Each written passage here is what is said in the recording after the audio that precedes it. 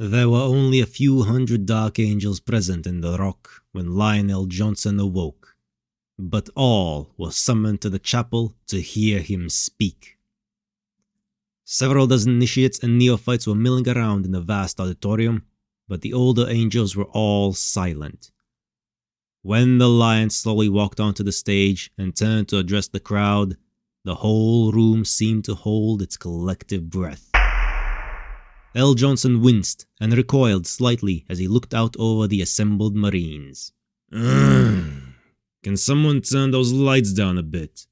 I haven't used my eyes in 9,000 years. Several tech Marines at the back of the room scrambled to obey. The lights lowered considerably, and L. Johnson sighed. Thanks, brothers. He walked slowly to the front of the stage. I imagine that you were rather expecting this to be a bit more formal, but frankly, this alone is more than sufficient. We have always been keepers of secrets. He turned his back to his brothers and slowly paced across the stage. I have awoken by the will of the Emperor. He has risen from his golden throne and visited the rock personally. The room erupted in a buzz of incredulous noise. L. Johnson stopped pacing and glared coolly at the rows of power-armored Astartes, and the buzz died at once. After a moment, he grimaced. I suppose I shouldn't be angry. I imagine I would be skeptical too. Still, I assure you, the God Emperor of mankind has arisen. A tech marine stood, head bowed respectfully. Lord L. Johnson, will he not appear before us here, so that we may resume our grand crusade? L. Johnson shook his head ruefully. Oh, there will be a grand crusade, make no mistake. But he will not come here. I doubt he would fit in the room. The stunned silence couldn't have been quieter in a vacuum. After very nearly a minute, in which even the lion himself could barely suppress a laugh, one of the Terminators of First Company spoke up. Lord L. Johnson, what do you mean, he couldn't fit in the room?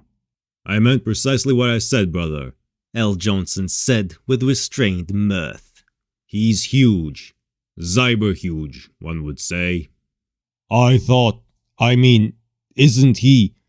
He's a divine man, but still the size of the mortal man he used to be before he ascended the throne. Right? The Dark Angel blustered. I see what you mean. No, he isn't. Not anymore, L. Johnson said frankly. He's changed. He summoned a demon and took control of its body. His mind travels in its body now. He also allowed the beast to psychically consume his old body as well, so he has retained all of his old abilities while acquiring the beast's. The room erupted in confused yelling, prayer, and questions. After nearly a minute, the lion raised his hands for silence. Brothers, I know you're skeptical, but I assure you, it's the truth. But then won't the Astronomicon become invisible? One of the Deathwing lieutenants asked in horror. No, brother lieutenant, L. Johnson hasted to assure them. He kept the beacon lit even while battling Horus, and while nearly dead on the throne. He can guide its light even easier now, since he isn't bound to a failing throne. The lieutenant hesitantly spoke up. So, where is he now? The lion nodded. A very reasonable question. I have no idea. He'll contact us when the need arises, though, I'm certain. In the meantime, the Primarch said, raising his gaze to take in the entire room, we must prepare. 6 of our companies are in the field on assignment or recruiting, so we should make ready for what forces remain here. He may return at any time. The assembled Marines rose to their feet, sensing the dismissal in the phrase. They saluted their Primarch as one and made for the doors of the Great Hall, still muttering to themselves. L. Johnson sighed. Azrael, the chapter master, remained in his seat in the middle of the front row. When the other angels were gone, he spoke up. Lord L. Johnson, will you be joining us in the field when called? L. Johnson looked away for a few seconds. If my strength returns fully, yes, I will. Until then, I am in need of recuperation.